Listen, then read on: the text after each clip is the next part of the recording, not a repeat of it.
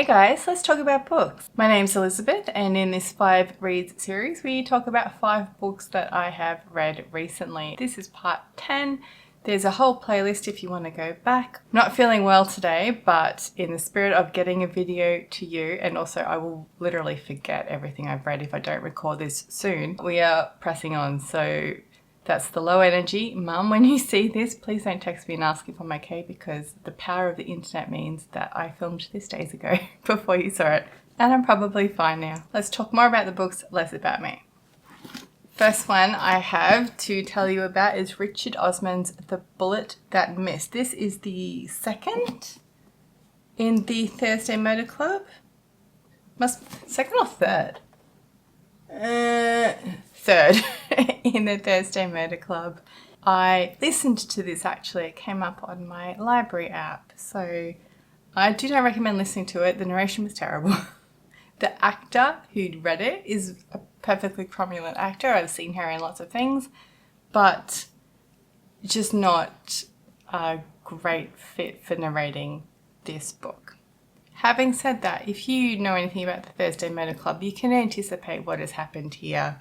The Thursday Motor Club is a group of people who live in a retirement village who get together to solve cold cases. Because this is the third book, they've accumulated people around them who help them with the case solving, family members and members of the local police force and ex-colleagues, shall we say. And so it's really quite a big cast of characters we've got going on now. Also, because this is the third book, we've picked up an ongoing thread. Things that happened in the second book continue into this third one, and then this one's set up for the fourth one, which came out in October this year, I think. It was fine. It was fine as in a cozy murder mystery installment. Get to learn more about pasts of some of the members of the Thursday Motor Club whose POV you don't get very often. So that was nice. And also just character development, story development, world development. It's all there. Don't listen to the narration if you don't have to. But anyway, it's nice to see that the people you hang out with for the length of a book learn and grow and evolve and don't just stay the same person the whole time. That's just tedious. Oh, and I always forget this. I should let you know, this installment of the Thursday Motor Club, The Bullet That Missed, came out in 2022. Like I said, there's been a new one since then that's currently waiting up there. You can probably see it up there somewhere. The second one I've got here is Lauren Groff's The Vaster Wilds, which came out only a couple of weeks ago in 2023. And this is the story of a girl, I say girl, she'd be in her late teens, running away from James Fort in America. James Fort is what Jamestown was first known as. And Jamestown is the first permanent English settlement in North America. Pretty sure. American history is not my thing. I wasn't planning to read this so soon, but then Spotify launched their audiobook program for Australian customers, and that is me, so I listened to it for free on Spotify. I don't know how authors are being paid for Spotify listens. If they are, they must be. But is it like music where they get paid nothing? I don't know. But I took advantage of it and I listened to this. I read half and then I listened to half. It's narrated by January Lavoie, who is probably the only American accented narrator I would listen to. She narrated something else I listened to, The 10,000 Doors of January by Alex E. Harrow. I will clarify that if that's wrong down below. I think American accented audiobook narrators should be banned, but January Lavoie is okay. Unrelated. The Vaster Wilds is about this girl who doesn't have a name running away from James Fort. It is a period of starvation and dying and fear on the part of the colonists, in part because of the starvation and in part because of the Indigenous people surrounding them. And she's fleeing. And so it's a story of her survival, her running away from her situation and her past, but also running away from herself and the things that she has done and the things that she has seen, and spans the course of about 2 weeks. It's beautifully written. It's lyrical. It's prose that you just want to kind of wallow around in and let it wash over you. Is it a believable story? I'm gonna go with no. How does she run away from the fort and have the skills to survive when she's always lived in a city? She lived in a city in England, and then she was on a boat, and then she lived in James Fort. How does she have the skills to hunt and skin, and I assume she can cook a meal, but make a fire, like those wilderness survival skills? It's irrelevant to the point.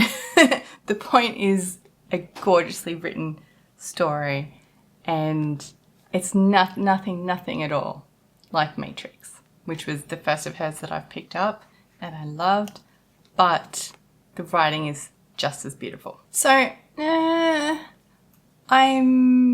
don't think I'd reread it, but we still have a this shiny cover. Yeah. So if you want a historical fiction set in early colonial North America,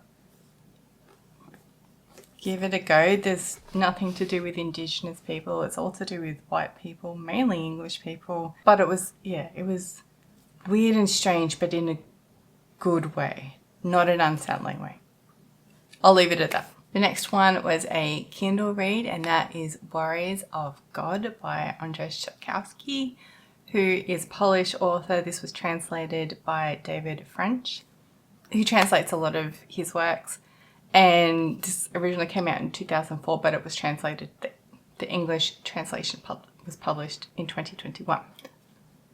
Words are hard. This is the second installment of the Hussite trilogy, which is historical fantasy based in and around the Hussite Crusades that happened in Bohemia in the 16th century. I'd have to look that up. 15th century. This one starts out with the main character Rainovan having been conscripted into the Hussite army, the heretic army, but he's become a real believer in the cause, which is different from the first one. And so there's a line here in the book that says, the revolutionary struggle for change changes you. And that is what has happened to Rainovan. He is a different person, a more mature person than from the first book, where he was just running away from the trouble that his dick had caused. And now he's fighting for a cause, and he believes in a cause, but also he has the ramifications of what he's done before and that catching up with him, that sort of thing. This book talks about war and about rape in a really almost casual way. It's serious and treated as serious, but the matter-of-factness of this being a part of life and a part of war. I'm just reading my notes here because there's no way I'll remember to tell you. What have I written before? It's a slow-paced historical fiction. Now, I did say historical fantasy. There is magic here, but it's almost magical realism. There's no like spell casting or anything like that. It's more, in this book, fantastical creatures that just live in the world, like in the world of The Witcher.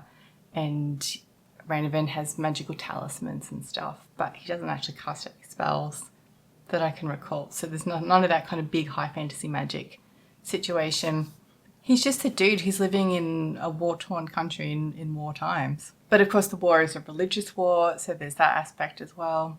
The Inquisition is after him, and that's not a fun time. If you enjoy The Witcher, this is similar writing style and themes tackled, but is less lighthearted than The Witcher. I'm not super in a hurry to pick up the third one, but it was so long since I read the first one, I forgot a lot of the detail of what happened. So don't leave it as long as I did, or have a better memory than me, is my suggestions.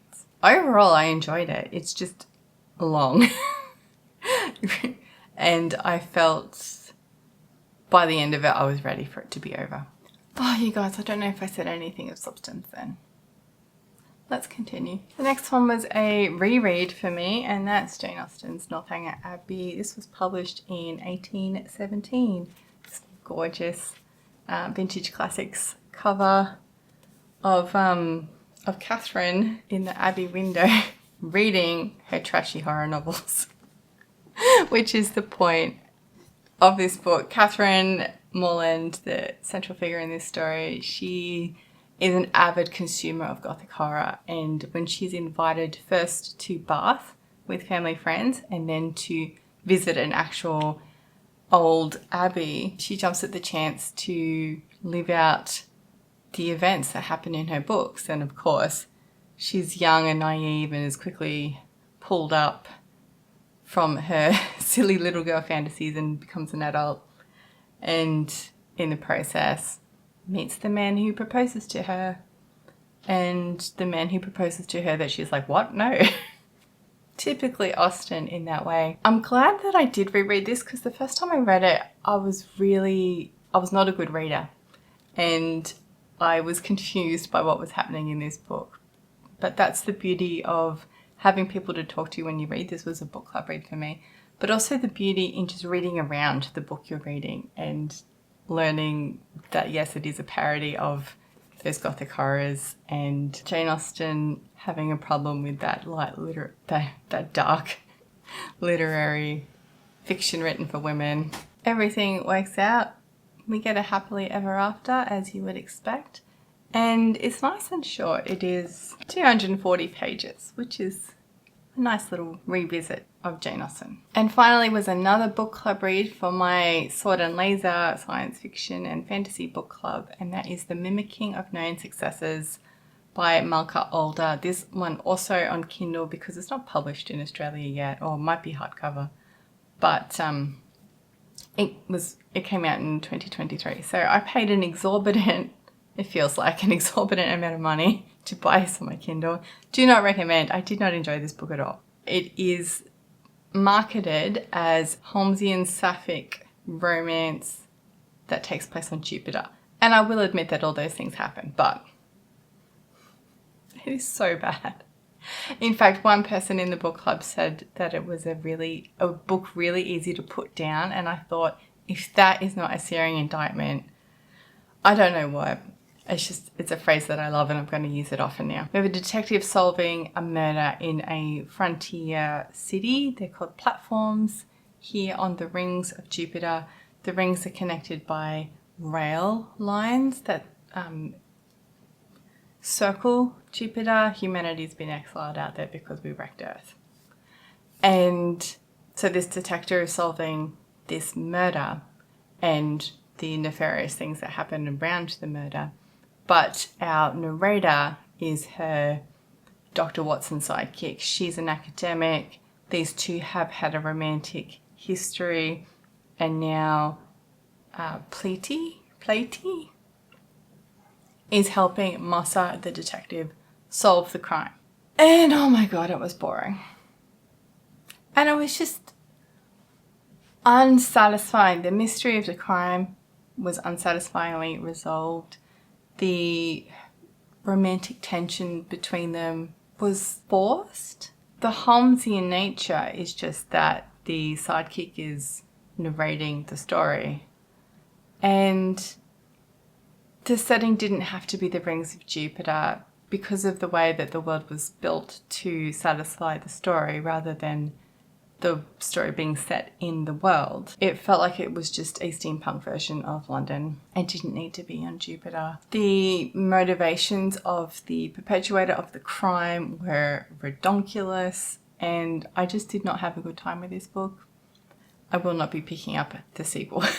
The name's good though. I did write many more thoughts than that, but there's really nothing else I want to say about it. So that's my 5 reads. Tell me what you think. Tell me what I should be adding to my TBR that is much more fun. And I will see you some other time. Bye.